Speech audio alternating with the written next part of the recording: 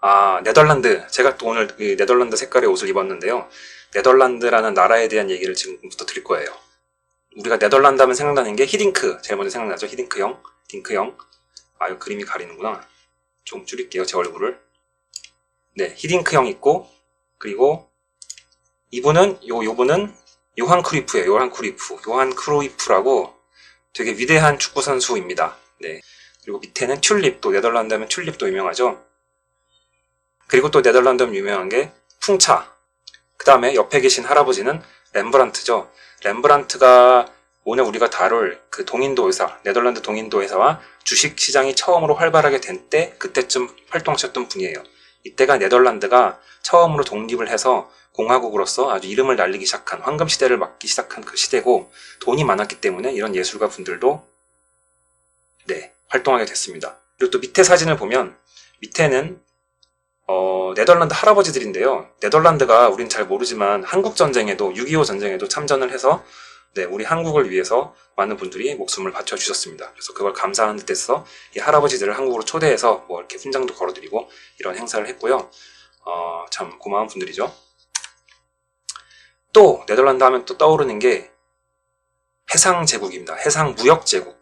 우리가 뭐 해상제국, 이렇게 제국이라고 하면 보통 스페인, 뭐 영국 이런 거 생각하잖아요. 근데 다른 점이 있어요. 스페인은 점령을 했고, 그 다음에 막 뭔가를 빼앗아 오고 막 학살을 하고 막 이제 물론 그런 쪽에 이제 좀 초점이 맞춰진 것처럼 보인다면 지금도 남아메리카 대륙이 다 스페인어를 쓰잖아요. 그런데 네덜란드는 달라요. 네덜란드는 상인들이에요. 이 사람들은 워낙에 인구가 적기 때문에 그리고 워낙에 상인들이 모여서 만든 나라이기 때문에 무슨 영토를 막 넓히고 막 이런 거는 전혀 관심이 없고요. 무조건 돈 되는 일만 하는 사람들이에요. 그래서 17세기 초, 그러니까 한 1600년 그때쯤부터 이렇게 전 세계적, 특히 아시아 지역으로 많이 나가서 그 활동을 많이 했고요. 보시면 여기가 인도 밑에 있는 지금 스리랑카죠. 스리랑카.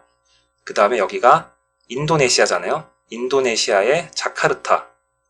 옛날에는 바타비아라고 불렀대요. 네. 바타비아를 제일 근거지로 해서 네덜란드가 무역을 많이 했고요. 네덜란드의 무역은 특징이 네덜란드랑 이런 데랑 무역을 한 것보다 이 바타비아를 중심으로 여기 일본, 대만, 인도 이런 데서 무역을 한 것. 그러니까 영내 무역을 많이 해서 돈을 많이 번 나라라고 해요. 또 재밌는 게 여기 호주 있죠, 호주. 호주가 있는데 호주를 제일 먼저 발견한 것도 그러니까 서양에서 그 여기 원래 살던 그 폴리네시아계 원주민들 말고 서양 사람으로서 호주를 제일 먼저 발견한 것도 영국이 아니라 네덜란드라고 해요. 그러니까 여기 가깝잖아요. 가까우니까 여기 가다가 배가 잘못 가면 일로 가는 거예요. 가서 여기를 17세기부터 많이 갔는데 그러면 여기가 네덜란드령이 돼야 되는 거 아니냐? 왜 영국령이 됐지? 그런 질문을 던질 수 있죠. 왜냐? 네덜란드 사람들은 상인이기 때문에 여기 갔는데 여러분 여기 호주 서쪽에 뭐가 있나요? 아무것도 없잖아요. 여기 다 사막이잖아요. 사막이고 그냥 뭐 여기 뭐 항무지고 사람도 안 살아 거의. 그렇기 때문에 여기 배가 도착해서 살펴봤는데 해안을 쭉 따라가면 살펴봤는데 사람도 없고 여기서 뭔가 갖다가 팔 것도 없고 돈 될 것도 없고 그렇다고 여기 뭐 나라를 세우자니 그럴 이유가 전혀 없는 거예요. 지금 장사하기 바빠 죽겠는데. 그래서 그냥 우리가 여기 왔다 갔다 라고 표지판만 하나 남기고 그냥 버렸어요. 호주라는 대륙을. 그때는 물론 이 뒤쪽이 이렇게 큰 땅이 있다는 걸 몰랐죠. 왜냐면 여기 해안선만 왔다 갔다 했으니까. 그래서 호주는 계속 몇백 년 동안 버려진 땅이 됐다가 나중에 영국 애들이 이 동쪽을 온 거죠. 동쪽으로 오니까 이쪽은 살만한 거예요. 사막도 아니고 뭔가 물도 나오고 강도 있고 뭐 평야도 있고 농사 지을 수 있으니까 그래 그럼 여기다가 식민지를 건설해야겠다. 그래서 죄수들을 갖다 놓고 그러다 보니까 뒤에 어마어마한 땅이 있는 것도 알게 되고 그래서 이게 꿀꺽 영국게 된 거죠. 하지만 발견은 네덜란드가 했다. 그래서 이 해상 무역을 담당한 게 이 VOC라는 회사입니다. VOC. 네, 이렇게 로고를 아주 그 당시 사람들이 좀 디자인 감각을 부려가지고 잘 만든 것 같아요. 네, VOC가 무슨 뜻이냐면 제가 네덜란드어를 읽을 수 없겠지만 이게 유나이티드란 뜻이래요. 뭐 베레네라고 하겠죠. 네, 그리고 여기는 우스트라는 게 독일어권에서 아마 이스트인 것 같아요. 이스트 비슷하죠? 이스트 동쪽. 여기는 인디아 비슷하죠. 인디아. 그 다음에 여기는 콤파니 비슷하죠. 동인도 회사 유나이티드. 유나이티드는 그냥 여러 회사, 여러 조그만 상인들이 모여서 이제 이 회사를 만들었다는 뜻이고요. 왜 또 동인도 회사냐? 왜 동인도 회사냐 하면 그 당시 사람들은, 그 당시 유럽인들은 자기들을 기준으로 해서 여기 인도가 있잖아요. 인도가 이제 향신료가 많으니까 여기에 가고 싶어 하는데 그때는 여기 아메리카 대륙이라는 걸 몰랐기 때문에 이쪽으로 갔더니 땅이 나와. 아, 그러면 여기는 서인도, 서쪽으로 갔으니까. 일로 갔더니 또 여기가 나와. 그러면 여기는 또 동인도, 인도의 동쪽이니까. 이런 식으로 그냥 되게 무식하게 생각했던 거예요. 그래서 서쪽으로 가는 사업을 하는 회사는 서인도 회사라고 불렀고 동쪽으로 가는 사업을 하는 회사는 동인도 회사라고 불렀던 거죠. 네덜란드 동인도 회사도 있고 영국 동인도 회사도 있고 또 영국 서인도 회사, 네덜란드 서인도 회사도 있습니다. 그러면 네덜란드 동인도 회사가 얼마나 큰 회사였냐 하면 시가총액, 그 주식의 가치, 총 가치 있잖아요. 그 가치를 따졌을 때 역대 시가총액 1위가 VOC예요. 애플이 아닙니다. 그러니까 현대 가치로 따져봤을 때 약 지금 가치로 따지면 7조 4천억 달러거든요. 이게 얼마냐면 1200을 곱하면 원이 되잖아요. 그러면 네, 8천조 원 정도 되는 거예요. 엄청나네. 8천조. 이게 뭐 상상도 안 되는 금액이죠. 그 정도 가치였고 그 당시 기준으로 따지면. 왜냐하면 그 당시는 사람들이 솔직히 뭐 부라는 게, 자산이라는 게 따로 없잖아요. 그런데 다른 자산 가치에 비해서 이 회사의 가치가 그렇게 높았다는 거죠. 그 다음 2번, 3번은 다 그 옛날 유럽에서 그 식민지 경영하던, 그러니까 동인도에서 비슷한 다 그런 회사들이죠. 미시시피 컴퍼니는 그 미국 미시시피 강을 따라서 식민지 개발을 하던 그런 회사고요. 사우스이스트 컴퍼니도 뭐 어딘지 모르겠지만 뭐 비슷할 거예요. 그 다음에 4번이 사우디 아람코, 지금 그 사우디 국영 석유 회사잖아요. 여기가 이제 그나마 좀 어깨 좀 비벼볼 만한 현대 회사고요. 그 다음에 IBM, 1967년 가치로 IBM이 시가총액 컸고, 페트로 차이나는 2007년 가치로 한창 버블 있을 때, 마이크로소프트 1996년. 그리고 현재 가치로 따지면 가장 큰 회사가 애플 맞나? 아마존인가? 헷갈리는데 어쨌든 애플이 지금 아까 찾아보니까 한 1조 2천억 달러 정도 되더라고요. 그러니까 이것도 한 1,400조 원 정도 되는 것 같아요. 그리고 우리나라 한국 코스피 상장사를 다 합친 게 애플보다 작은 지금 슬픈 상황입니다. 다 아시죠? 그러면 왜 네덜란드에서 주식이 시작하게 됐냐, 이걸 살펴보면 블로그에서도 간단히 말씀을 드렸지만 여기가 암스테르담이죠. 여기가 원래 다 네덜란드였어요. 그러니까 스페인이 가지고 있는 스페인의 소유지였던 거죠. 식민지란 말은 좀 안 맞는 것 같아요. 왜냐면 식민지는 식을 심자에 백성 민자에서 사람을 갖다 심는다는 뜻이거든요. 그러니까 영국이 뭐 미국으로 자기 나라 사람들을 보내서 거기를 식민지로 만들었어. 이건 말이 돼요. 자기 나라 사람들을 갖다 심었으니까. 그런데 여기는 원래 사람들이 살고 있었고 그냥 이 지역의 소유권이 그 스페인의 합스부르크 왕가가 갖고 있었던 거죠. 그 점령지 뭐라고 해야 될까요? 소유지였는데 얘네들이 이제 반란을 낸 거죠. 독립하겠다고. 워낙 종교도 안 맞고 컨셉도 안 맞고 자꾸 세금만 많이 때리니까 아씨 짜증난다. 독립하자 해서 독립을 하려고 했는데 요 밑에 지방은 다시 스페인한테 굴복을 했어요. 왜냐하면 스페인이 이렇게 쳐들어올 거 아니에요. 밑에 쪽에서 쳐들어오잖아요. 그러니까 여기 맨날 싸우고 막 사람 죽고 막 괴로우니까 그럴 바에 그냥 우리는 그냥 다시 스페인한테 붙을게 해서 붙었고, 요 위쪽은 살아남은 게 스페인이 자꾸 쳐들어올만 하면 겨울에 뚝을 빵 터트려. 그럼 여기에 물바다가 돼요. 지금은 홍수 나는 것처럼. 그러면 군대가 못 오죠. 뻘이 되니까. 네, 그런 식으로 자꾸 맞고 해서 80년 동안 전쟁을 치릅니다. 방어 전쟁을. 무려 80년 동안 전쟁 치러서 스페인이 나가 떨어질 때까지. 네, 그래서 북쪽이 독립을 쟁취하고 우리가 아는 네덜란드가 되는 거죠. 네덜란드가 될 때 얘네들이 돈이 있어야 이제 독립을 하니까 돈을 벌자 해서 상인들이니까 무역을 하자. 무역을 어떻게 할래? 그냥 배를 한 척, 두 척 보내면 중간에 스페인 배들한테 다 격침을 당하니까 그러지 말고 배를 왕창 모아서 5척 이상 모아서 한꺼번에 보내자 한 거예요. 근데 5척 이상 배를 보내려면 돈이 많이 들죠. 그러니까 기존에 있던 짜잘한 무역회사들을 다 합쳐가지고 그것을 하나의 VOC라는 회사로 만들게 된 거죠. 그래서 제가 블로그에도 썼지만 이런 암스테르담의 요 골목에 있던 요 안쪽에 있는 상인의 집에서 처음 투자자 모집을 했습니다. 한 달 동안 투자자 모집을 했고요. 8월 한 달 동안 모집을 했고, 암스테르담에서만 1143명이 모였는데, 당시 인구가 얼마였더라? 5만 명인가? 그랬어요, 암스테르담. 그러니까 그걸 생각하면 굉장히 많은 사람들이 이 집에 와서 청약을 한 거죠. 청약이라는 건 뭐냐? 그냥 장부가 있으면 여기다가 이름 쓰는 거예요. 소진석 3만 길더 투자합니다. 그러면 옆에 그 지켜보고 있는 서기가 확인 도장꽝 찍어서 그렇게 되면 내가 주주가 되는 거죠. 돈은 나중에 천천히 넣는 거예요. 그리고 이제 네덜란드 정부가 이 VOC에 대해서 정관을 만듭니다. 정관이라 하면 이 회사가 어떤 규칙에 의해서 세워졌고 어떤 권리가 있고 어떤 일을 할 거고 어떻게 돈을 찾을 거고 이런 내용들을 써놓은 일종의 계약서인 거죠. 그러니까 여기 돈을 넣는 사람들하고 이 회사를 만들게 해주는 정부 간의 계약서라고 부르면 될 것 같아요. 동방무역 독점권. 아이고. 네. 짝대기를 근 게 아니라 밑줄을 친 겁니다. 네. 동방무역 독점권을 갖는다. VOC라는 회사 외에는 다른 회사는 동방무역을 할 수 없어. 네덜란드에선 최소한. 니네가 독점해. 이런 어마어마한 권리를 줬고요. 대신에 한번 돈을 넣으면 21년 동안 묶여있어. 제가 아까 3,000길더 투자했잖아요. 그러면 21년 동안 찾을 수 없는 거예요. 왜냐하면 회사가 운영을 하려면 돈이 필요하니까. 대신에 무역을 해서 돈이 벌리면 그때 가끔씩 배당을 주겠다. 투자자들한테 이런 조항이 있었고요. 그 다음에 이 조항이 되게 중요한데 21년 동안 돈을 묶어놓는다고 생각해보면 일반 사람들은 너무 긴 기간이잖아요. 당시에 평균 수명 해봐야 40살도 안 될 텐데 21년 동안 돈을 묶어놓으면 누가 투자를 하겠어요. 그러니까 그러면 니네가 원하면 중간에 다른 사람한테 넘길 수 있게 해줄게 해준 거예요. 양도를 가능하게 한 거죠.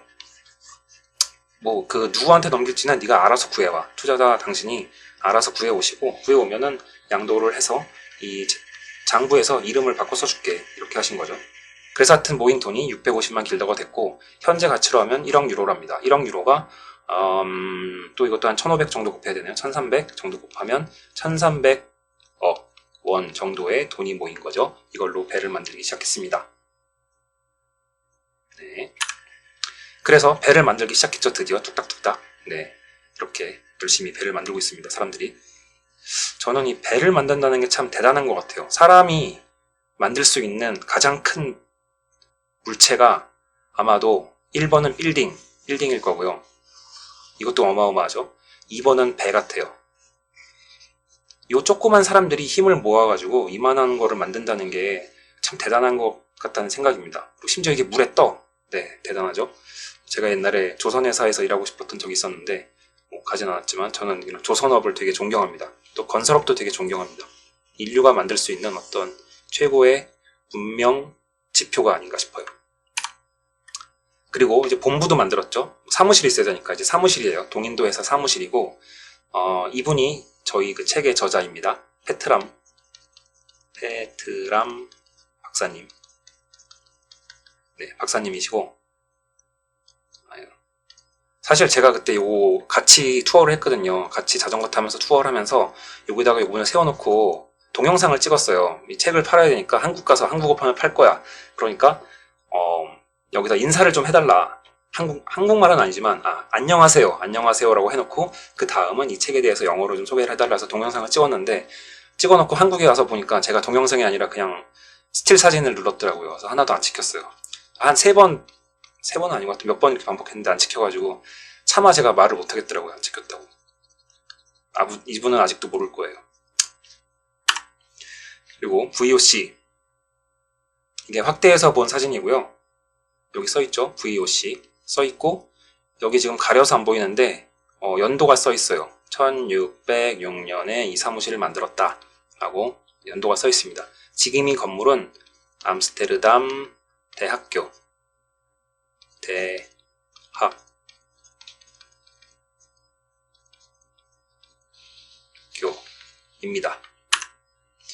네. 안에 들어가면 그때 당시에 이사실 그 방을 그대로 아직 보관해 놓고 있어요. 그래서 딱 열쇠로 잠가 놓고 있는데 저희 페트람 박사님이 가서 지금 이 친구가 한국에서 멀리서 왔다. 지금 지구를 반바퀴 돌아가지고 이걸 구경하러 왔는데 열어주지 않겠냐 하니까 요 수희 여성분이 문을 따줬습니다. 들어가 보면 이렇게 생겼어요. 이것도 거의 17세기 모양 그대로라고 하고요. 여기 이제 이사들이 한 명씩 앉아가지고 이사회를 하는 거죠.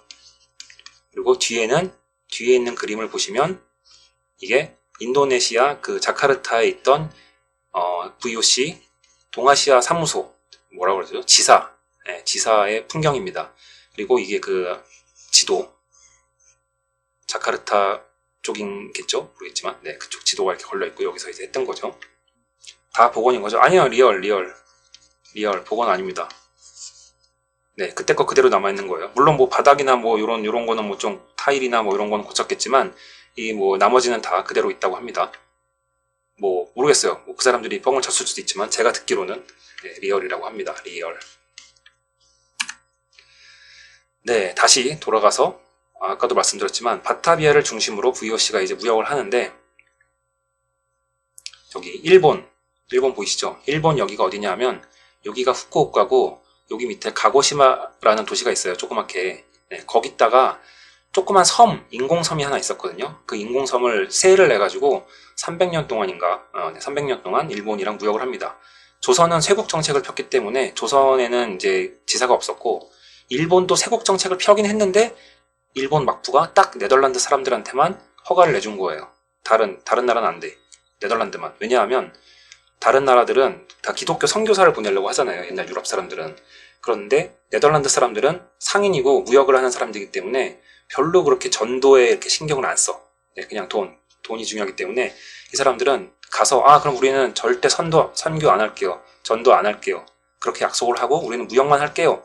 심지어 막 뭐라고 하죠? 천황이랑 또 쇼군한테 네가 왕이야. 우리는 약간 신하 같은 신하국이야. 이렇게 굽신굽신하면서 무역권만 우리에게 줘. 이렇게 해서 되게 300년 동안 무역을 하게 됩니다.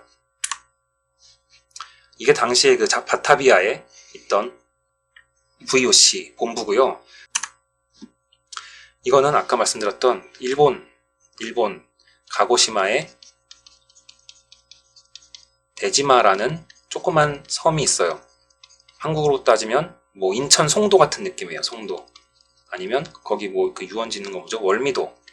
네. 뭐 이런 느낌의 약간 육지랑 붙은 섬이 있어서 거기서 네덜란드 사람들이 살면서 무역을 하고 1년 내내 그냥 거기는 상주하는 거죠. 몇 명이.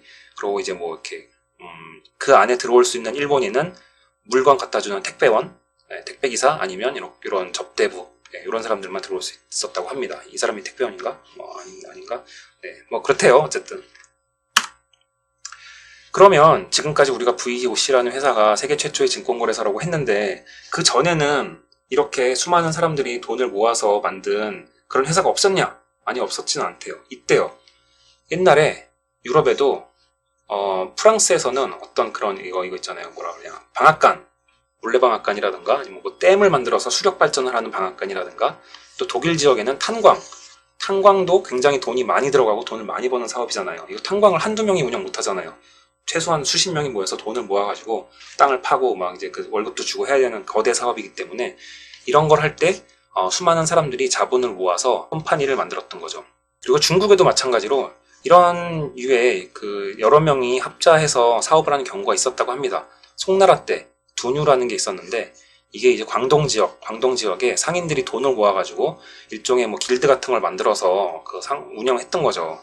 하지만 이런 식의 공동 회사가 있었지만 VOC랑 결정적으로 다른 점이 뭐냐면 VOC는 상장 주식회사예요. 증권이란 개념은 없지만 어쨌든 투자자들이 자기가 갖고 있는 지분을 언제나 누구에게나 사고 팔 수 있었다는 게 다른 거죠. 아까 말씀드린 이런 뭐 프랑스, 독일의 탄광, 뭐 중국의 뭐 두뉴 이런 것들은 투자자가 자기가 지분 갖고 있어도 이걸 아무한테나 못 넘겨요. 왜냐하면 넘기려면 다른 파트너들의 허락을 받아야 될 거 아니에요. 자기 지분을 얘한테 넘길게 괜찮냐? 하고 허락을 받아야 되기 때문에 이게 자유롭게 거래되는 개념이 아닌데 VOC는 아까 암스테르담에서만 1100명이 여기다 지분을 샀거든요. 근데 이 사람들이 지분을 양도할 때 뭐 누구 허락받고 이게 뭐 너무 이게 사람이 많으니까 허락받고 자시고 할 게 아니라 그냥 일단 바꾼 다음에 VOC 사무실에 와서 등록만 해. 명의 이전만 해. 그렇게만 하면 된 거예요. 그러니까 이 1100명이 뭐 아무하고나 암스테르담에 있는 아무 시민하고나 막 자유롭게 지분 거래를 하는 거죠. 그러면서 증권업이 생겨나게 되는 겁니다.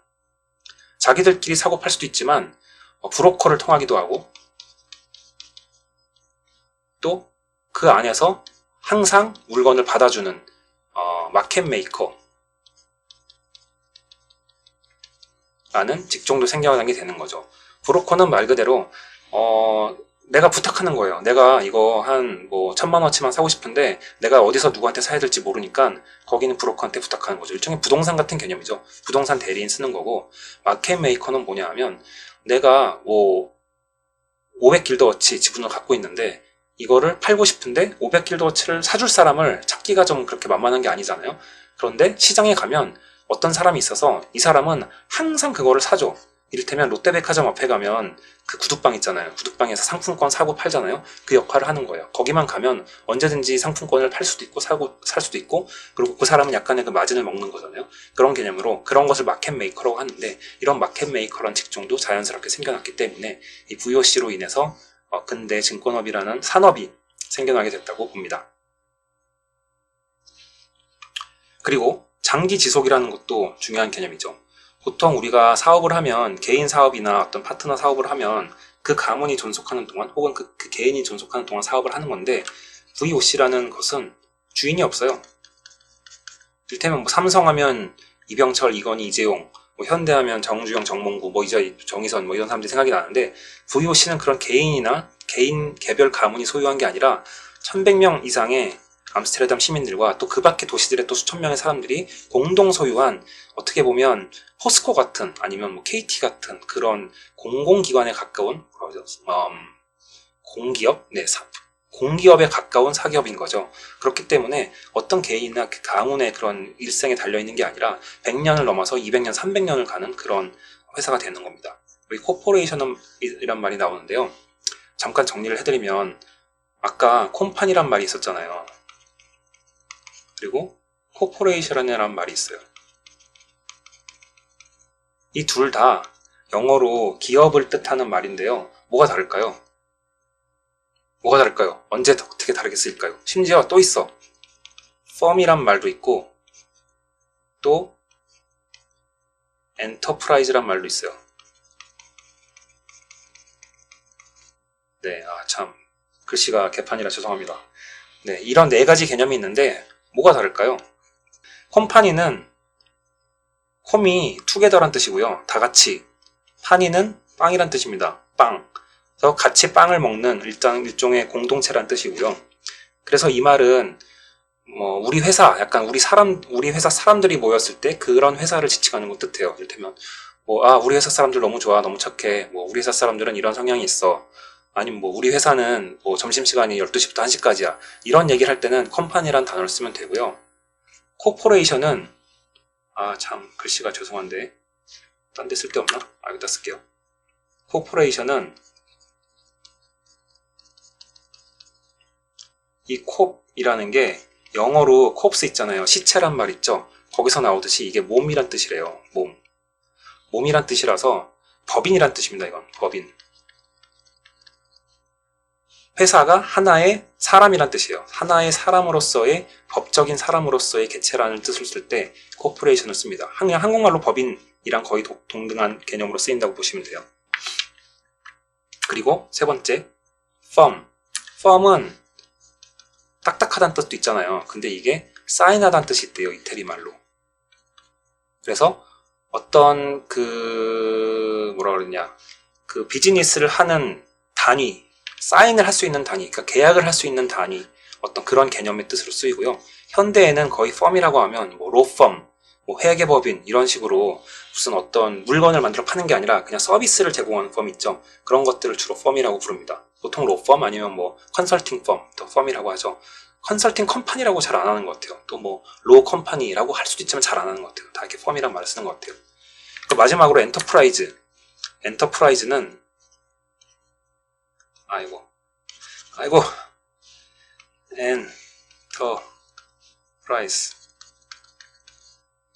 엔터프라이즈는 요 앞에 엔터를 보시면 앙트레프레너십이라는 말 아시죠? 앙트레프레너십. entrepreneurship. 이 앞이랑 비슷하잖아요. 이거는 기업이란 뜻이에요. 그러니까 어떤 뭔가를 일으켜서 뭔가 새로운 사업을 하는 거, 막 이렇게 뭔가 벤처, 막 모험을 나가는 거, 투자를 하고 막 이렇게 막 와 하자, 나가자, 기업, 뭐 우리 현대 뭐 해봤어? 뭐 이런 거 있잖아요. 그런 뜻으로 쓸 때 엔터프라이즈라는 말을 많이 씁니다.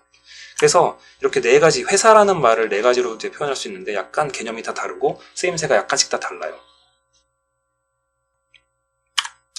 그래서 몇 시죠? 30분 지났어. 네, 10분만 더 하겠습니다. 여기가 암스테르담이죠. 네, 암스테르담에서 이제 보시면 암스테르담이 요 가운데가 센터예요. 가운데가 이렇게 코어가 있고 그 중심으로 이렇게 운하가 한 겹, 두 겹, 세 겹, 네 겹 이렇게 운하가 있어요. 여기가 센터고 여기가 땅값이 비싸겠죠, 당연히. 여기가 이제 상업지구 같은 거죠. 이를테면 한국으로 치면 뭐 종로 올지로 아니면 뭐 여의도 같은 지역이고 갈수록 이제 상점도 있고 고급 주택도 있고 이렇게 되고 갈수록 좀 이제 변두리가 되는 거죠. 이런 느낌인데 바로 여기가 이제 배들이 이렇게 들어와서 물건을 내리던 곳이고 여기가 이제 가장 그 활발하게 상업이 일어나는 곳이고 증권거래소도 여기 있고 VOC 본부도 여기 있고 다 이쪽에 몰려 있습니다. 시청도 여기 있어요. 여기가 이제 처음 주식거래가 일어나는 곳인데 처음에는 이 주식거래라는 거 산업이라는 걸 생각 안 했기 때문에 그냥 사람들이 이 다리 위에서 지나가다가 만나서 거래를 했대요. 보통 주식뿐만 아니라 다른 모든 것들 무슨 뭐 물고기라든가 뭐 밀이라든가 목재라든가 이런 것들이 다 여기서 거래가 됐대요. 왜냐하면 배가 다 여기 들어오니까 배 앞에서 거래하면 편하잖아요. 또 길도 널찍하고 뭐 사람들 왔다 갔다 많이 하고 여기가 우체국 건물이었대요. 그러니까 무슨 소식 정보도 다 여기로 들어오니까 이 다리에서 거래를 하는 게 굉장히 편했다고 합니다. 니우어 브리헤라고 한다는데요. 그냥 쉽게 얘기해서 뉴브릿지고요. 그러면 올드 브릿지는 어디 있냐? 뭐 어디 있겠죠. 뭐 저는 못 봤어요. 어쨌든 뉴브릿지라고 한대요. 지금 모습입니다. 뉴브릿지 이렇게 생겼고요. 여기 이 사람 누구? 네, 페트란 박사. 네, 이게 이제 반대쪽에서 바라본 모습이에요. 다리 위에서 쳐다본 모습이고 다리 위에서 운하를 보면 이렇게 있고 이게 사실 운하예요. 이 건물 있죠? 이 건물 밑으로 물이 흐르고 있답니다.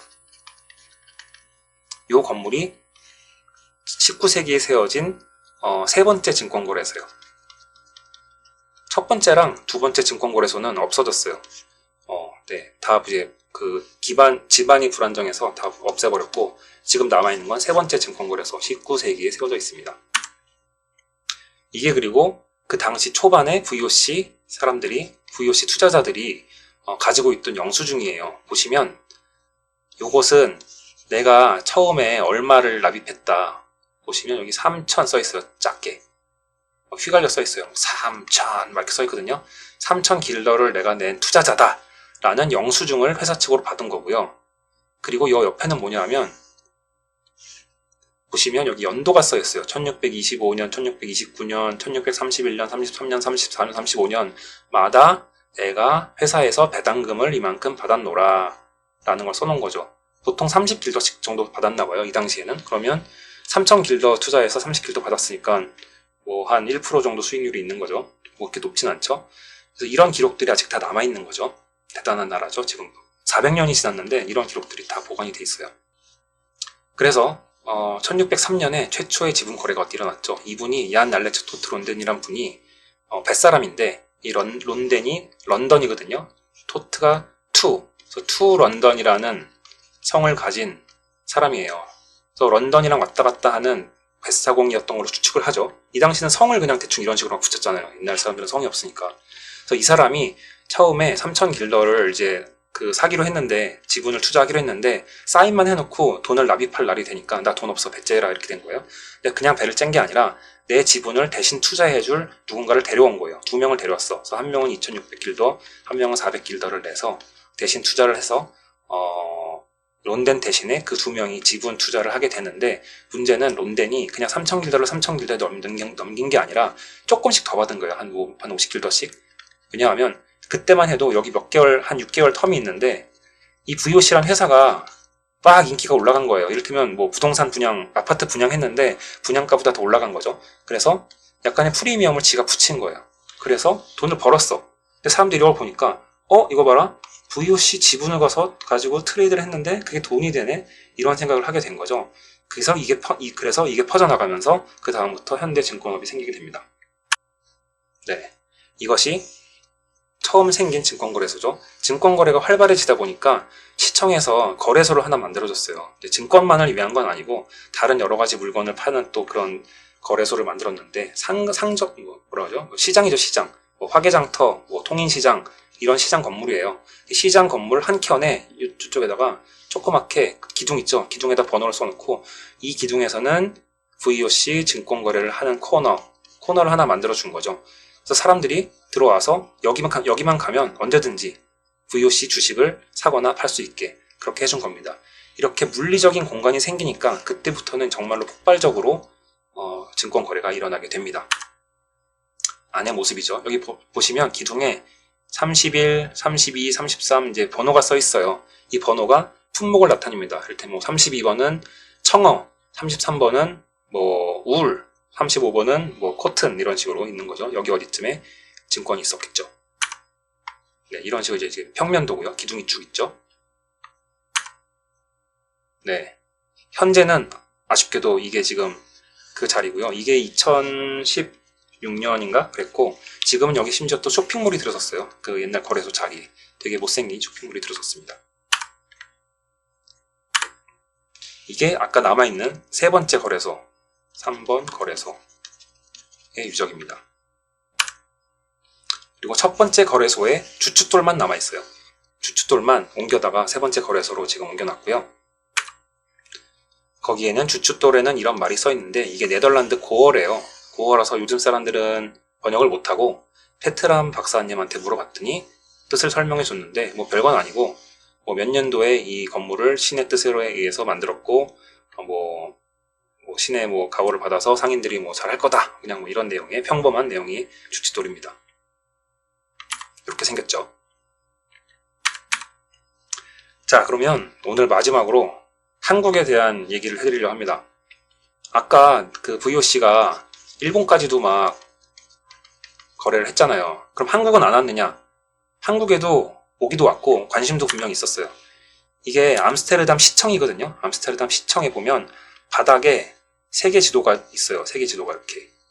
그 당시에 만들 때부터 세계 지도를 만들었던 거죠. 여기도 지금 지구본이잖아요. 되게 하여튼 이 지리와 이 무역에 굉장히 관심이 많은 사람들이라서 이런 걸 꾸며놨는데 바닥에 보면 이거 뭐야? 어디서 많이 본 나라 있죠. 호랑이 모양인지 뭐 토끼 모양인지. 네. 코리아. COREA. 코리아라고 있어요. 여긴 일본. 네. 이거는 아마도 시쿠쿠라고 쓴 것 같아요. 요거. 네. 대단하죠. 네. 분명히 한국이를, 조선, 고려, 코리아라는 나라를 지도에 표시해 놓고 있습니다. 배를 보내려고 시도한 적도 있죠. 그래서 도착했던 사람이 바로 이분. 누구냐? 하멜입니다. 하멜이 오고 싶어서 온 건 아니고 배를 타고 가다가 표류를 한 거예요. 그래서 이제 한국에 오게 됐는데 그럼 이분이 누구냐? 하멜 실존 인물이냐? 하멜이 사진을 찍었나? 1600년대? 그런 거 아니고 주한 네덜란드 대사님이 직접 KBS 드라마에 출연을 하신 거예요. 네. 근데 이거 사실 하멜 역은 아니고 박연이라는 사람 역으로 출연을 했는데 박연도 네덜란드 사람이에요. 박연이 30년 전에 먼저 왔고 그 다음에 하멜이 30년 후에 왔습니다. 박연이 선배로서 이미 이 사람은 한국화가 돼서 조선 공무원이 됐어. 심지어 공무원이 돼서 털을 잡고 있었고 결혼도 하고 애도 낳고 하멜이 와서 이제 만난 거죠. 만나서 이제 박연이 야 하멜 너 여기 표류했지만 잘 살아보자 뭐 이런 그런 이제 조언을 해주게 됩니다. 그리고 네덜란드 대사님이 이 네덜란드 대사님이 이 역할을 맡아서 드라마를 찍으시게 되는 거죠. 어디 박씨인가요? 박씨가 이 사람 이름이 벨테브레이였대요. 벨테브레이. 근데 이거를 자기 이름을 뭐 벨테브레이 뭐 이렇게 했겠죠. 그러다 보니까 이거를 그냥 박씨로 당시 조선 사람들이 그냥 치환을 했나 봐요. 네. 벨씨는 없잖아. 벨씨 있나? 벨씨? 배씨하지. 배씨하면 좋았을 것 같은데 좀 비슷한데. 어쨌든 박씨가 됐답니다.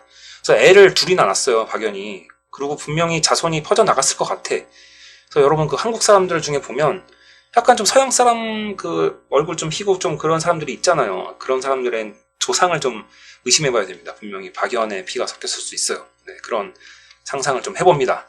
뭐 하지 말란 법이 없죠. 사실 박연 말고도 조선에도 수많은 서양 사람들이 표류를 해서 정착을 했었기 때문에 뭐 다 섞였죠. 뭐 우리나라 뭐 단일 민족 네 아닐 거예요. 다 섞였을 겁니다. 네. 그래 백씨도 있네. 근데 뭐 백씨나 박씨나 뭐 비슷하지 이런 말하면 안 되나? 어쨌든 네. 네, 박씨였어요. 아무튼 하멜은 어떻게 갔냐 하면 하멜은 밑에 그 자카르타에서 출발해서 대만에 갔어요.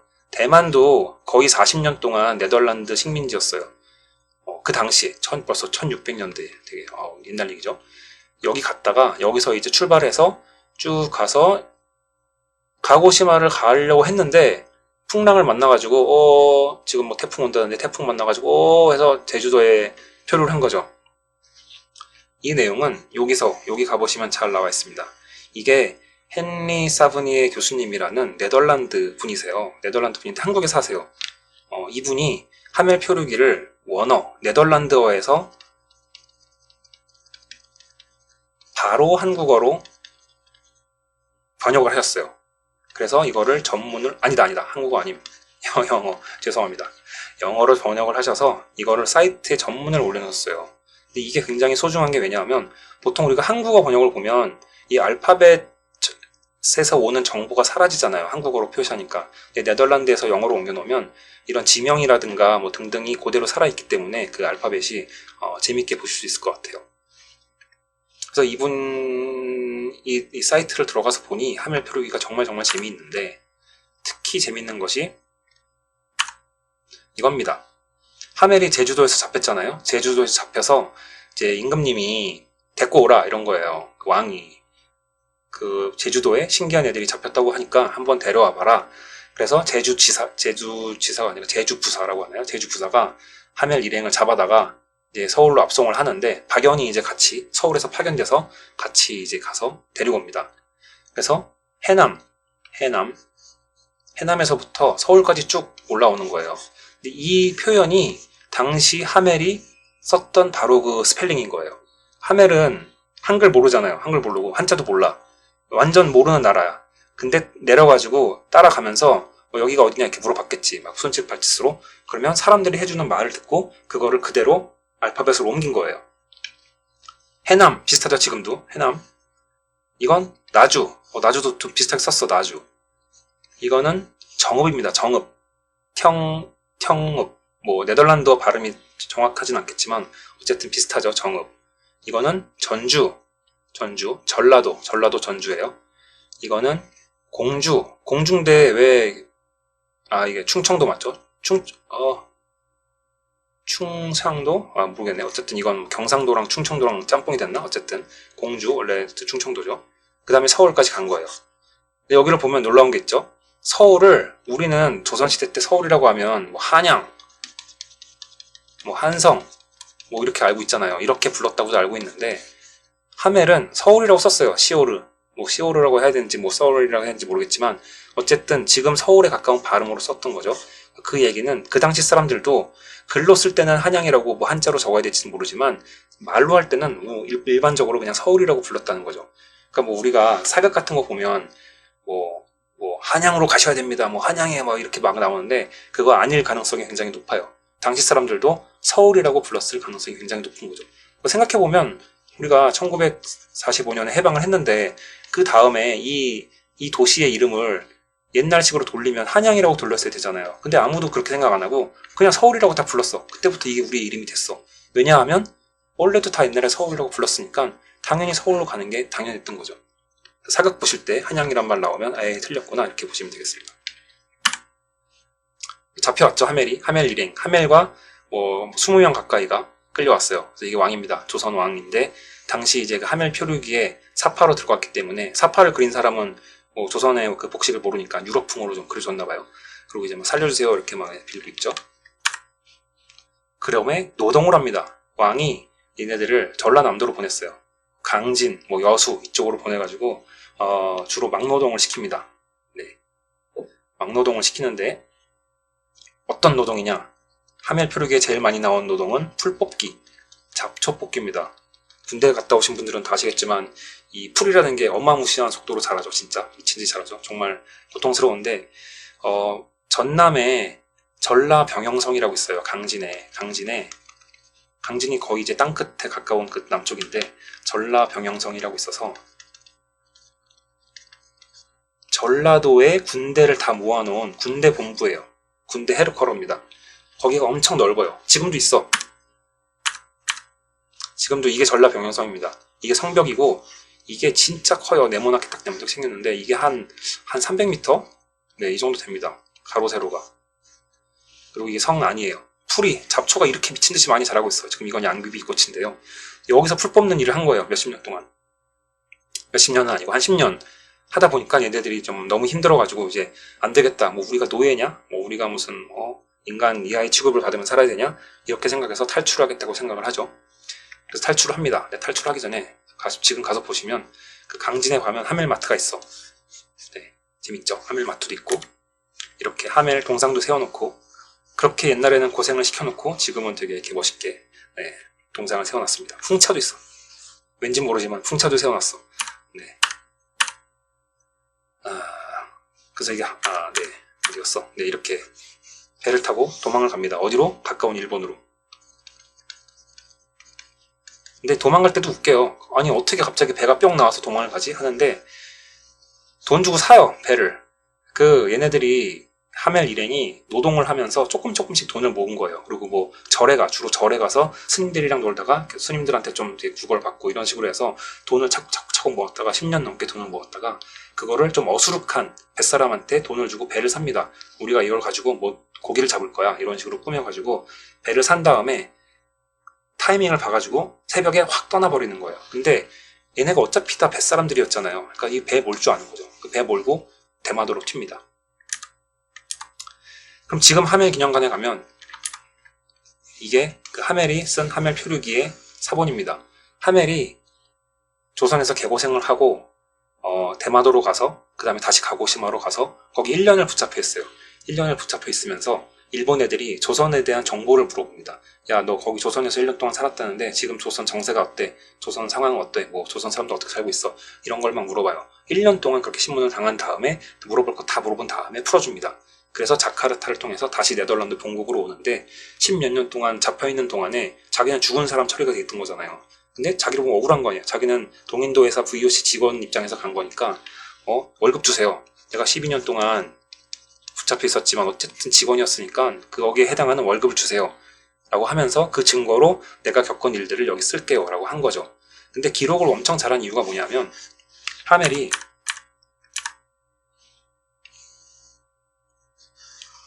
원래 회계 담당이었어요. 회계 담당. 그러니까 뱃사람, 그냥 노젓는 뱃사람이 아니라 얘는 배에서 먹물이었던 거죠. 글을 쓰고 뭔가 기록을 하는 그것이 직업이었던 사람이기 때문에 아주 그냥 본능적으로 잡혀있는 동안도 10몇 년 동안 글을 쓰게 됐고 아주 상세한 기록을 남기게 됐고 그 다음에 감정을 배제했어요. 회계라는 게 그렇잖아요. 감정이 들어가면 안 되는 거잖아요. 그래서 되게 이걸 읽어보시면 진짜 그냥 되게 건조해요. 자기가 개고생해서 뭐 힘들다 뭐 이런 얘기 하나도 없고 되게 건조하게 기록을 했기 때문에 이것이 오늘날 많은 가치를 인정받고 있다고 합니다. 나온다 질문. 근데 동남아는 저렇게 가깝게 교류했는데도 맨날 약탈만 당했네요.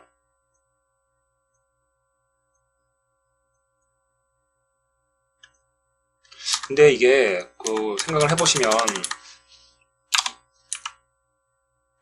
네, 동남아인데 사실 요 나라만 세상에서 전 세계에서 특이하게 약탈을 안 당한 나라 같아요. 왜냐하면 여기 중국이라는 슈퍼파워가 있잖아요. 여기 워낙 센 나라가 딱 버티고 앉아가지고 여기는 그냥 속국이야. 그냥 뭐라 그러지? 조공국으로 딱 붙잡고 있고 정권이 바뀌어도 여기는 어쨌든 계속 속국이야. 그리고 얘네는 그냥 바다에 떨어져 있고 또 뭐 다른 데랑은 좀 거리가 있기 때문에 여기를 건드리는 나라는 없었던 것 같아요. 거의 간혹 중국이 한 1000년에 한 번 정도씩 쳐들어왔긴 했지만 그건 정말 드문 케이스고 보통은 그냥 여기 계속 조공 주면서 버티는 거잖아요. 그러니까 여기는 좀 평화로운 거예요. 두 나라는. 근데 이 두 나라를 빼고 나머지 전 세계, 여기, 뭐, 전 세계는 그냥 언제나 계속 전쟁과 약탈과 뭐 그런 짬뽕 되는 일들이 늘 일어나는 세상이었던 것 같아요.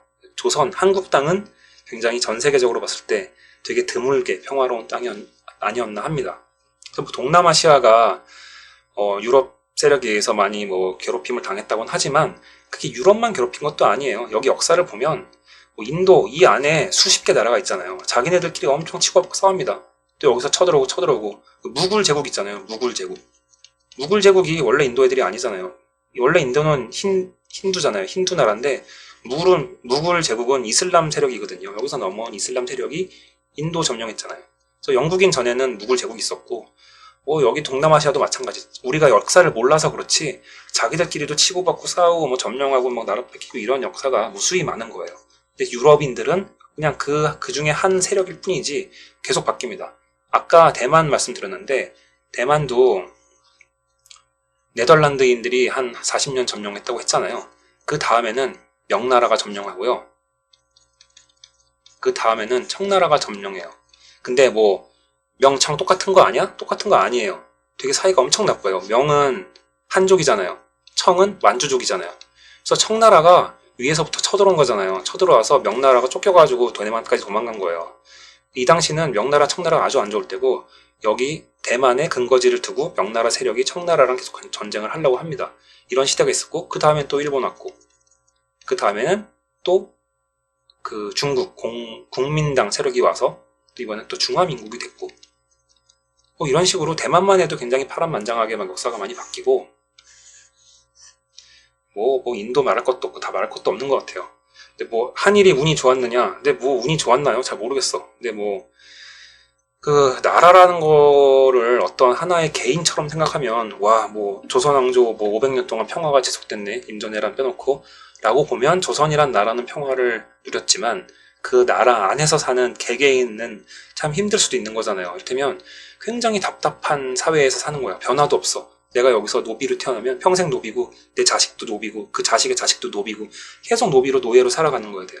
이런 세상이 좀 좋은 건가? 아니면 세상이 막 바뀌면서 어떤 기회를 잡아서 새롭게 뭐 신분도 바뀌거나 아니면 뭐 부를 읽을 수 있거나 이런 식의 기회가 있는 땅이 좋은 거냐? 이거는 잘 모르겠어요. 근데 어쨌든 확실한 건 뭔가 이런 여러 가지 변화들이 있어야지만 문명이 좀 발전하는 것 같고 새로운 단계로 점프할 수 있는 것 같은데 조선은 특히 약간 그런 게 부족했던 것 같고 일본은 그나마 마지막에 뭐 혁명도 하고 하면서 좀 이게 발전을 했던 것 같습니다.